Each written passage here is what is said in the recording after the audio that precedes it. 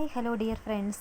ഇന്ന് ചൂട് ഭയങ്കര കൂടുതലാണ് കേട്ടോ. അതുകൊണ്ട് ഇന്നൊരു കപ്പളങ്ങ കിട്ടിയപ്പോൾ തന്നെ ഒരു ജ്യൂസ് അടിക്കാമെന്ന് വിചാരിച്ചു കേട്ടോ. അപ്പം കപ്പളങ്ങ നന്നായിട്ട് കഴുകി നന്നായിട്ട് ചെത്തി കഷ്ണങ്ങളാക്കി വെച്ചു. മിക്സിയുടെ ജാറിലേക്ക് ഇട്ടു. ഒരു കുറച്ച് എത്രയാ ഒരു 10-15ഓളം ഐസ് ക്യൂബ്സ് നമ്മൾ ഇട്ട് കൊടുക്കുന്നുണ്ട്.